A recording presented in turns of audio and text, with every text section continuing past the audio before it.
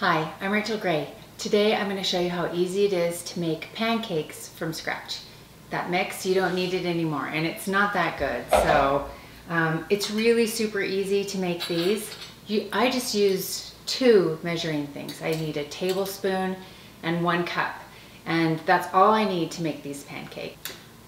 I'm going to start with 1 cup of flour. And I don't measure like you did in home ec. I just kind of dip it in and shake it off a little bit. That's 1 cup. And then I'm going to need 1 tablespoon of sugar. So just a tablespoon of sugar.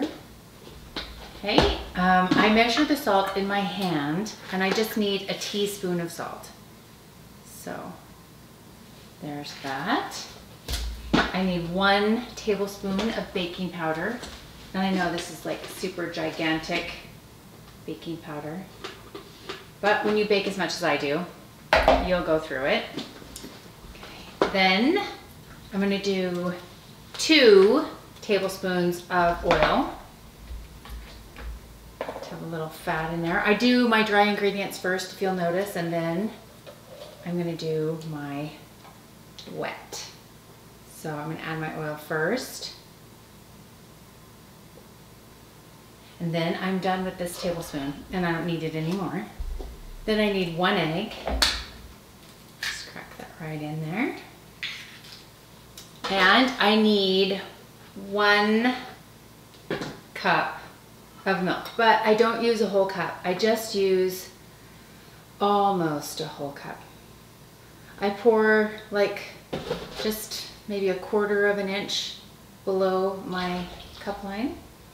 And then I just stir it up just to see the consistency. And then if I need more milk, I can just add it.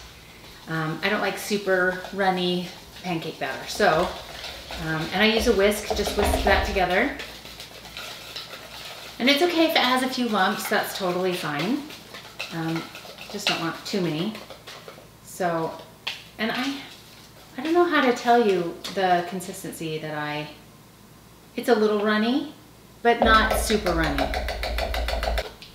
So that's all I have to do to put together this pancake batter. It was super easy. And now I just fry them up. But I'll tell you my secret, and it's a stick of butter. I put these on the griddle and I butter my griddle. You could use Pam, you could use oil, but I like the taste of butter. Butter, Julia Child knows what she's talking about. Butter's where it's at. And I've got a hot skillet here. So I just butter it up, and that's gonna add flavor to my pancakes. And then I'm just gonna pour a little batter down. It's probably about between 1/4 and 1/3 of a cup of batter. But you know, it just depends on how big you want to make your pancakes. And then they're just gonna sit for a minute. Now there are a few little secrets to know when to turn a pancake. So the thickness of my batter is a little bit thicker, and when I put it down, I make sure my skillet is nice and hot. If it's not hot, the pancakes will kind of lay out and get a little thin. But if it is hot, then they kind of puff up. And they also have like little bubbles that come up. And as you're watching more and more bubbles that come up from your pancake, the closer it is to being finished. And also the rise will tell you when it's ready to be flipped. And then when they kind of, you know, are starting to round off on the edges and they're poofy and the bubbles have kind of slowed down a little bit, then you can kind of take an edge and see where you're at and then flip them over.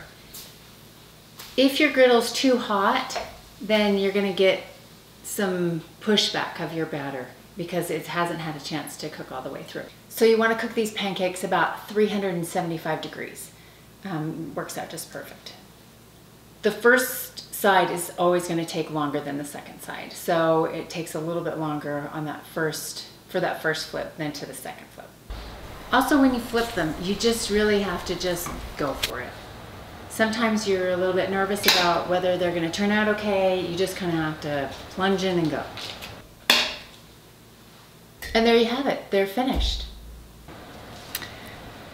So as you can see from my pancake, it's got a little ridge right here. That's where the butter meets the pancake, and it makes it beautiful. turns it into that yummy buttery goodness. They're fluffy on the inside. They're really yummy. In fact, I like them without any syrup on them even, because they have that, they're cooked in that butter, so it's so good.